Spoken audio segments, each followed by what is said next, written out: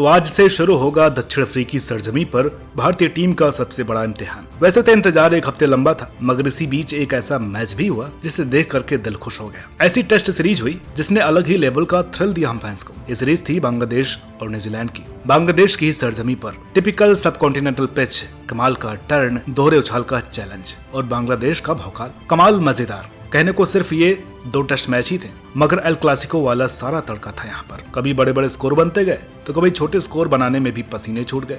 Spinners paradise और मुश्किल batting conditions वाली इन पिचों पर फुल ऑन एंटरटेनमेंट भरी थी ये सीरीज। बेहद ही फेवरेबल कंडीशंस में जब पहले टेस्ट में बांग्लादेश ने न्यूजीलैंड को पटकनी दी, तो दूसरे मैच में न्यूजीलैंड ने भी कमाल का पलटवार किया। लेकिन सही मायनों में बैटिंग टेस्ट इसी सीरीज में देखने को मिला, जहां दोनों टीमों के बीच हेल्दी कंपटीशन रहा। दोनों ने एक दूसरे को बराबर की टक्कर दी। यही तो ब्यूटी है टेस्ट क्रिकेट की। कभी चीजें आपके हक में होती हैं तो कभी विपरीत। या आपके पास कमबैक करने का पूरा वक्त होता है, बस जरूरत होती है बिलीव की। मगर सिकंदर वही है जो विपरीत परिस्थितियों में परफॉर्म करे। खिलाड़ियों की गुणवत्ता का तभी पता चल सकता है। हम जानते हैं कि आप में से कुछ फैंस ने ये सीरीज नहीं देखी होगी। सच कहूं तो आपने बहुत कुछ मिस कर दिया। चलिए कोई बात नहीं, आज की वीडियो में हम इसी रोमांचक सीरीज की बात करेंगे जहाँ काफी कुछ घटा। इसे रिव्यू समझिए, रिकैप समझिए या एक फैन के दिल का हाल। तो चलिए शुरू करते हैं पहले टेस्ट से। बांग्लादेश अपने स्टार खिलाड़ी शाकिब अल हसन और लिटन दास के बिना इस सीरीज में उतरी। वहीं New Zealand team Devon Conway, Tom Latham, दिग्गज केन विलियमसन, कप्तान टिम साउदी, हरफनमौला, डेरियल मिचेल जैसे दिग्गजों से भरी पड़ी थी। ऊपर से सबसे बड़ा एक्स फैक्टर ग्लेन फिलिप्स के रूप में इस टीम का हिस्सा था। देखा जाए तो दोनों टीमों में न्यूजीलैंड का ही पलड़ा भारी था। क्वालिटी और एक्सपीरियंस दोनों ही लहजों से। भाई सच कहूं तो मैं तो किवियों को विजेता मान चुका था, लेकिन बांग्लादेश ने जो परफॉर्म किया एक पूरी यूनिट की तरह, कोई इक्के दुक्के प्लेयर्स ने नहीं, पूरी टीम ने इनकी इस बात ने दिल जीत लिया। अपने बेसिक्स अच्छे रखे और सिलहेट इंटरनेशनल स्टेडियम के स्पिनिंग ट्रैक पर टॉस जीतकर पहले बल्लेबाजी चुनी,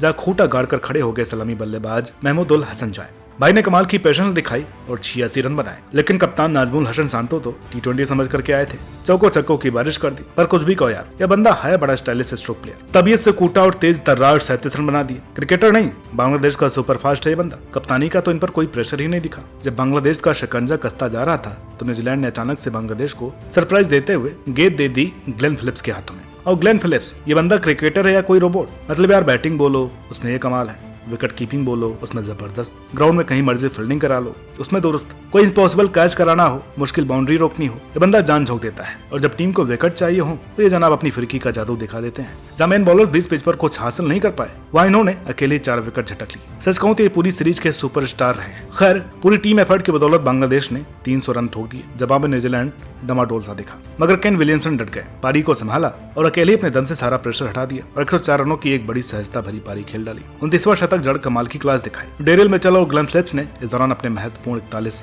और 42 रन बनाए। न्यूजीलैंड तो इस मैच का रोमांच और भी बढ़ा दिया। हाफ वे तक पहुंचा तो पाया कि मैच बिल्कुल इवनली बैलेंस है। भले बांग्लादेशी 7 रनों से पिछड़ गए, मगर हारे नहीं। कप्तान शांतो जब अपनी पर आए तो किसी की नहीं सुनी। उन्होंने भी एक शानदार शतक जड़ दिया। मुशफिकुर रहीम और मेहदी हसन ने भी क्या खूब खेला, उपयोगी अर्धशतक लगाया और बांग्लादेश को 338 के विशाल स्कोर तक पहुंचा दिया। लेकिन इसके बाद जो हुआ वो बेहद शॉकिंग था। हम जानते हैं कि किवी कभी हार नहीं मानते, आखिरी विकेट तक डटे रहते हैं, मगर बांग्लादेश ने तो ऐसी गेंदबाजी की मानो सामने कोई मिनोज टीम हो। सिर्फ 181 के स्कोर पर पूरी टीम सिमट गई। न्यूजीलैंड 150 रनों से हार गई। एक गजब का अपसेट जो किसी ने सोचा नहीं था। बांग्लादेश सीरीज में 1-0 से आगे थी और जीत के हीरो बने 10 विकेट लेने वाले ताजुल इस्लाम। और फिर आई दूसरे टेस्ट की, जहां सीरीज में आगे चल रही बांग्लादेश ये सीरीज जीतने को तत्पर थी। लेकिन इस पिच पर स्पिन को बहुत सपोर्ट था। यहाँ बैटिंग और भी मुश्किल थी। यही कारण था कि खुद मेजबान 172 पर ही सिमट गए। जवाब में न्यूजीलैंड को भी काफी दिक्कतें आई। 123 पर 6 विकेट हो गया था। लेकिन ग्लेन फिलिप्स ने एक बार फिर काउंटर अटैक किया, अकेले दम पर गेम पलट दिया। मैच 72 गेंदों में 89 रन, एकदम फुल T20 स्टाइल। जहां बाकी सभी संभल कर खेल रहे थे, ऐसा लग रहा था कि फिलिप्स किसी दूसरी पिच पर खेल रहे हैं। इन्हीं की बदौलत न्यूजीलैंड 180 रन बना सकी। ऐसी पिच पर कम से कम एक बल्लेबाज काउंटर अटैकिंग तो होना ही चाहिए, क्योंकि सिर्फ डिफेंस करके ही बात नहीं बनती है। मोमेंटम यहाँ न्यूजीलैंड के हाथ था, जिसका फायदा उठाया अजाज पटेल ने और शानदार 6 विकेट लेकर महज 144 पर बांग्लादेश को ऑल आउट कर दिया। इस मर्तबा अंडर प्रेशर देखा बांग्लादेश। जवाब में 137 का मामूली सा टारगेट सुनने में भी काफी छोटा लगता है, लेकिन बांग्लादेशी गेंदबाजों ने अपनी जी जान लगा दी। वो फाइट देखने में अच्छी लगी, थ्रिल बढ़ता गया। पेंडुलम की तरह मैच कभी इस पाले में तो कभी उस पाले में, मगर बांग्लादेश ने शानदार वापसी की। मात्र 69 पर 6 विकेट गवाकर न्यूजीलैंड एक और हार की राह पर था। लेकिन न्यूजीलैंड टीम ने भी अपने कैरेक्टर के अनुकूल संयम पूर्वक चेज किया। ये बिल्कुल पैनिक नहीं हुए, इसीलिए इन्हें बड़ी टीम कहा जाता है। इस जीत में अंडररेटेड रहे सेंटनर। पहले गेंद से कमाल किया, फिर क्रूशियल 35 रन बना दिए।